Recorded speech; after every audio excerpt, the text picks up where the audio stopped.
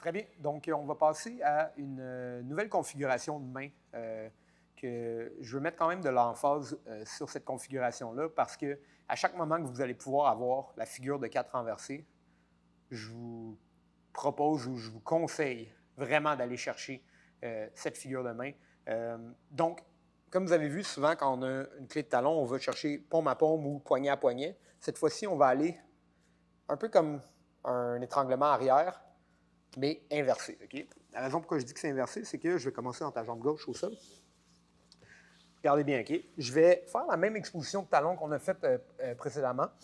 Mais cette fois-ci, ce que je vais vous dire, c'est que aussitôt que je vois le talon de mon adversaire pointer vers le ciel ou vers le plafond, non, oui, bien sûr, je peux aller chercher mes mains comme ça, mais encore plus fort, ce que je peux faire, c'est que lever le talon, donc amener mon menton et lever le talon, puis remplacer par mon poignet gauche. Okay? Donc, les orteils sont dans l'aisselle, le poignet gauche remplace le poignet droit, et je viens chercher mon biceps, juste pour vous montrer, puis j'amène mon poing à mon menton, ici. Ce que ça fait, okay, c'est que ça crée une structure encore plus puissante pour tenir le talon. C'est encore plus dur pour Yannis de s'échapper. Okay? Quelqu'un qui est vraiment résilient dans cette position-là peut souvent pousser, tirer, puis on va perdre la position. Okay? Ça va vous arriver souvent, surtout s'il y a de la sueur.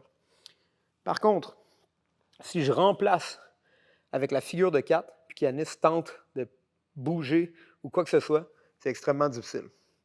Okay?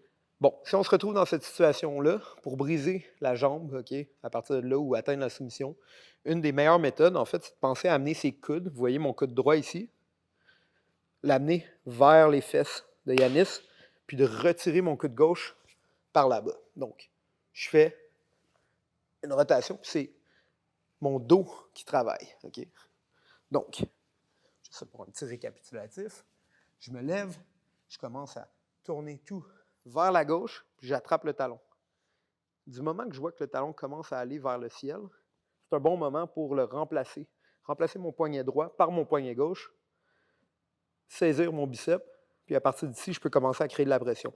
Numéro 1, on finit ici. Numéro 2, mon partenaire va tourner. Vous savez, on garde la position, tête au matelas, on sort notre jambe, puis on se retrouve en ashigarami extérieur. Où est-ce que je peux encore faire de la pression, ou encore, s'il y a une rotation, une sur-rotation, je peux venir fermer mes jambes autour, puis ici, l'empêcher. Vous voyez, je fais une pression contraire avec Yannis ici. Je pèse vers le bas, je lève mes hanches du sol, puis en même temps, je fais une rotation, je finis la clé de talon. On va se rapprocher un peu, je vais remontrer la position. OK? Donc, donne-moi ton talon ici. Je me retrouve en figure de 4 renversés.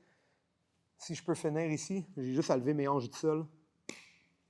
C'est la même mécanique que notre clé de talon standard. Ou, si on a une sur-rotation, je ferme mes jambes, puis je lève mes hanches du sol encore une fois pour l'empêcher de tourner, et j'amène ses orteils vers les fesses. Vous allez avoir vraiment une bonne clé de talon. Okay? Une autre chose à noter, quand vous allez pour la figure de 4 renversée, des fois, après la rotation, vous allez être loin des hanches de votre partenaire, okay? Puis il va commencer à tourner. Il commence à tourner, puis sort ton genou ici, puis je vais perdre la position.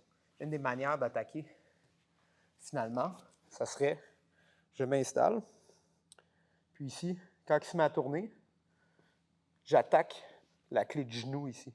Donc, je vais aller chercher en arrière des fesses, puis je vais mettre mes hanches dans la position. Je vais tirer pour créer une extension, retourne, une extension un peu comme une clé de bras.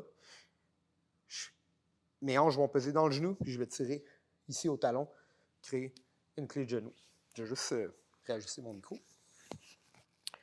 OK, donc, là, on a vu à partir du sol comment exposer le talon, puis aller chercher la figure de 4 renversée. Je veux juste vous montrer aussi comment que ça se connecte avec ce qu'on a vu auparavant, c'est-à-dire, lorsque notre adversaire est debout, on doit amener sa hanche au sol. OK? Donc, je vais prendre encore la jambe gauche ici. Je suis en ashigarami standard, je commence à débalancer mon adversaire, il enlève mon pied, je le débalance à nouveau, je veux absolument l'amener au sol. Puis à partir d'ici, ses mains sont encore au matelas. C'est un bon moment pour tourner tout vers le côté, puis vous voyez le talon pointe vers le ciel. Donc, c'est le meilleur moment pour moi de prendre le talon, sécuriser, aller chercher la figure de 4 renversée puis commencer à créer de la pression ici.